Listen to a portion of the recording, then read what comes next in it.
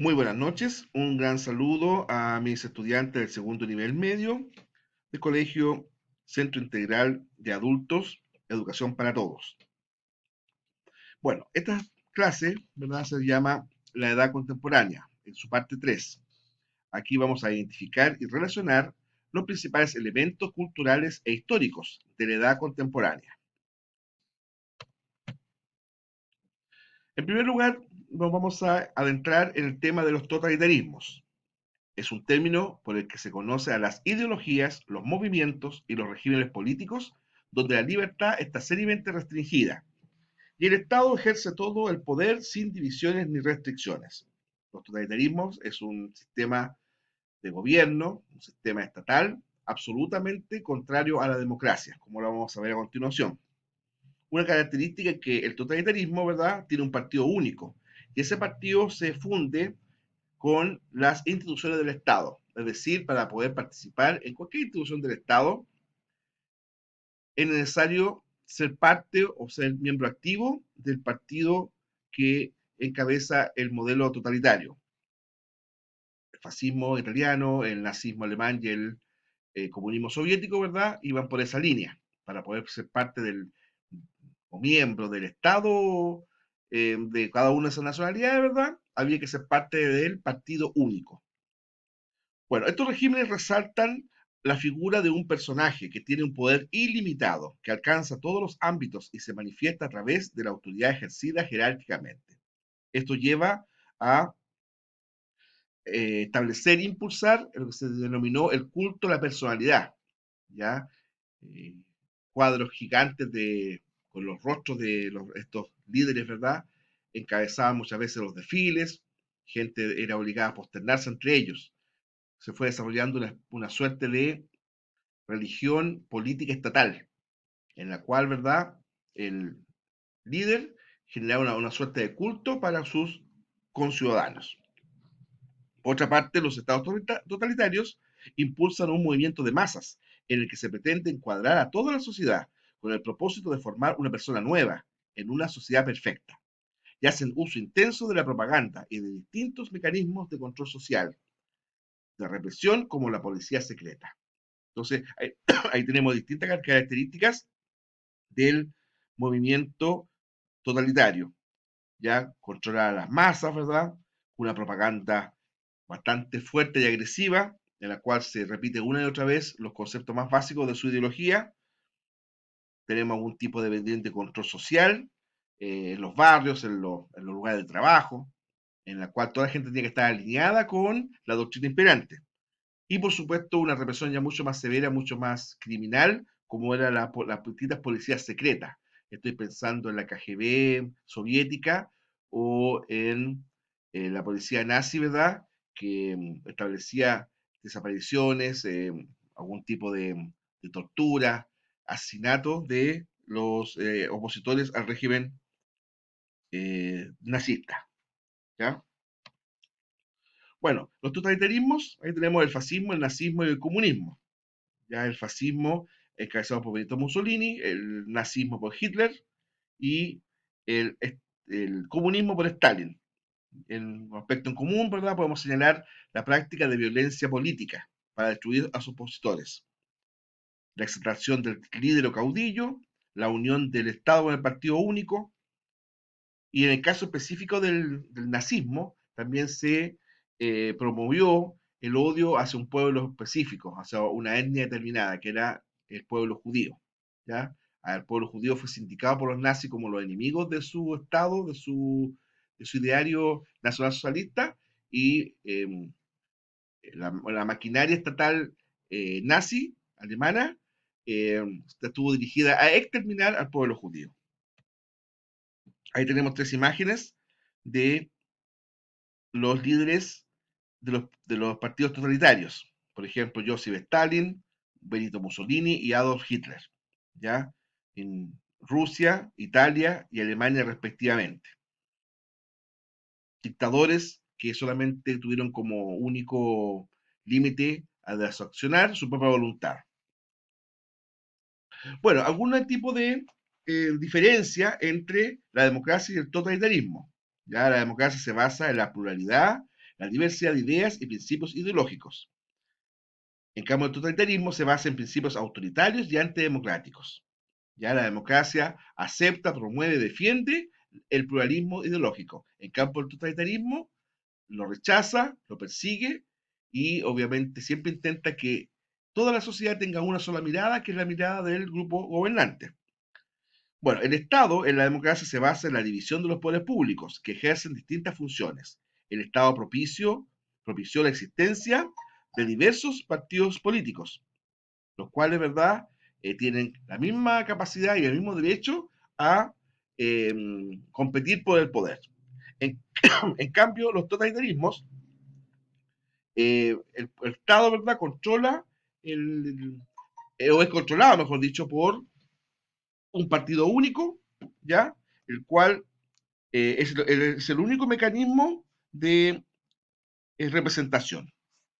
Los derechos ciudadanos en la democracia es clave, respetar los derechos ciudadanos y además que están garantizadas por la Constitución. La Constitución política del Estado, ¿verdad? Garantiza, promueve, defiende, reconoce y pone en práctica los derechos de las personas. En cambio, en el sistema totalitario, todo lo contrario. Los derechos están subyugados a la voluntad de los gobernantes. El Estado persigue, oprime, elimina a sus opositores y controla de manera absoluta los medios de comunicación. Bueno, otro elemento también importante antes de la Segunda Guerra Mundial fue la crisis del año 29. Esto fue en Estados Unidos. En esa oportunidad, los empresarios, los hombres de negocio estadounidenses, empezaron a hacer grandes especulaciones económicas. La labor productiva de artículos de primera necesidad se vio bastante subyugada a las especulaciones, en las cuales los hombres de negocio, que amasó muchas fortunas, se dedicaron más bien a especular y comprar acciones que a generar mayor trabajo industrial y de producción de artículos de primera necesidad. Eso provocó que en Estados Unidos existiera un enorme acumulamiento de capital, sin el respaldo en bienes concretos que el caso lo ameritaba. Y además, el Estado promovió el excesivo endeudamiento de las personas. Por lo tanto, se generó un ambiente ficticio de prosperidad. Ese ambiente ficticio de prosperidad cae abruptamente el 24 de octubre de 1929, cuando se vinieron abajo las acciones de la bolsa de Nueva York, provocando un efecto en cadena que dio paso a la Gran Depresión de los años 30. Ahí claramente el sistema norteamericano en sí mismo no pudo resolver la situación, ¿ya? El libre mercado, la propiedad privada, la fortuna individual no fue capaz de responder a las necesidades sociales que emergieron después de esa tremenda crisis. Y ahí necesariamente el Estado norteamericano tuvo que rediseñarse, ¿ya? Tuvo que de alguna forma reinventarse y tuvo que al mismo tiempo intervenir de forma más perentoria en la economía. Sus efectos en Latinoamérica y Europa alcanzaron hacia 1932 la cifra de 40 millones de desempleados, una cifra pero exorbitante, en esa época y en esta. Bueno, todos estos temas, el auge de los totalitarismos, la debilidad de las democracias post Primera Guerra Mundial, empezó a incubar el ambiente que iba a estallar fuertemente la Segunda Guerra Mundial. Al final de la Primera Guerra Mundial, Alemania estuvo obligada a acatar el Tratado de Versalles.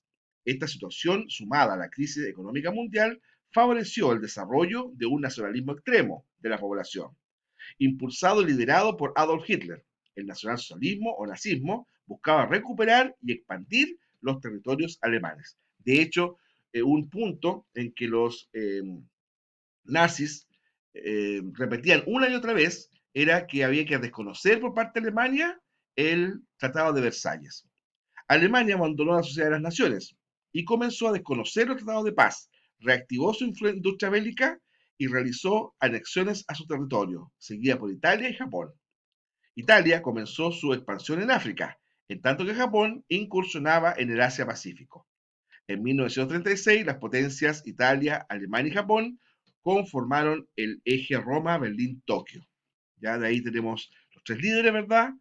Mussolini con Italia, Hitler con Alemania y el emperador Hirohito con Japón. Hay que ser a la salvedad que en este último caso La figura del emperador tenía una imagen de Dios viviente, pero que el poder efectivo estaba más bien en manos de grupos militaristas que, llevados por la ideología llamada el Bushido, proclamaba la supremacía japonesa en Asia Oriental. ¿Ya? Bueno, la Segunda Guerra Mundial comienza con cuando fundamentalmente Alemania firma un tratado de no agresión con Unión Soviética. Eso le permitió disponer absoluta libertad y recursos para atacar a Polonia, este país, ¿verdad?, bastante débil, pero que de alguna forma perjudicaba a Alemania, ya que por el tratado de la Primera Guerra Mundial, Polonia tenía salida al mar Báltico, lo cual cortaba el territorio alemán en dos, y el llamado corredor polaco o corredor de Danzig. ¿Ya? Esa situación se prolongó, ¿verdad?, hasta 1939, cuando Hitler ordena la invasión de Polonia. Eso fue el 1 de septiembre de 1939. Días más tarde, ¿verdad?, eh, Inglaterra y Francia, que habían tenido una actitud muy pasiva, muy permisiva con Alemania, le declararon la guerra. Eso se considera el inicio de la Segunda Guerra Mundial. Meses más tarde, en diciembre del año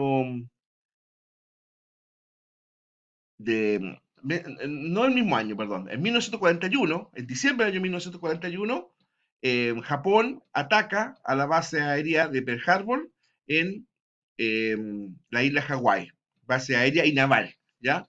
Y esto provoca que Japón y Estados Unidos entren en guerra como enemigos. Japón alineado con las potencias del eje, es decir, Alemania e Italia, y Estados Unidos alineado con los aliados, Gran Bretaña, Italia. Y ese mismo año, 1941, Hitler ordena la invasión a la Unión Soviética, no respetando el tratado de no agresión que ellos habían firmado. Eso empieza a provocar las primeras derrotas alemanas, ¿verdad? Ya que el atacar a la Unión Soviética significaba un enorme desgaste para Alemania. Alemania finalmente es derrotada por la coalición muy grande que se formó en su contra, y Alemania se rinde el 7 y 8 de mayo de 1945. Japón, que siguió combatiendo, ¿ya? Es obligado a firmar la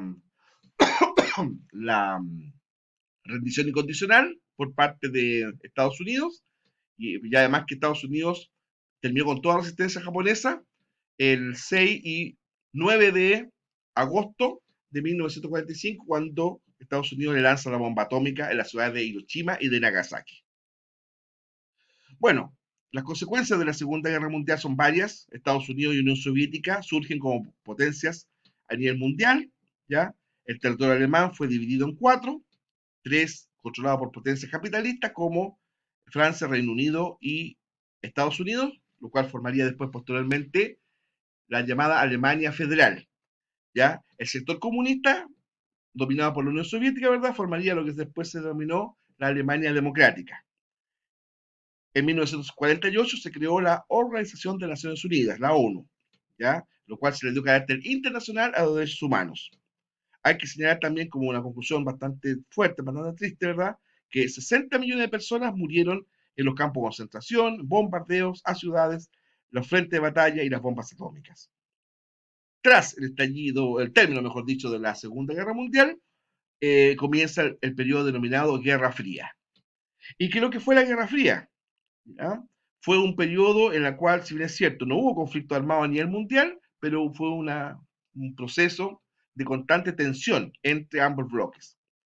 Esta Guerra Fría habría comenzado entre el año 1945 y 1947, ¿ya? Es decir, post Segunda Guerra Mundial, y se prolongó hasta el derrumbe de la Unión Soviética en 1991. A pesar de que, como decía recién, ¿verdad?, ninguno de los dos bloques, ni el bloque capitalista, liderado por Estados Unidos, y del bloque comunista, liderado por la Unión Soviética, nunca hubo una lucha directa entre ellos. Sí, muchas guerras locales en la cual cada bando apoyaba a su estado afín, ¿ya?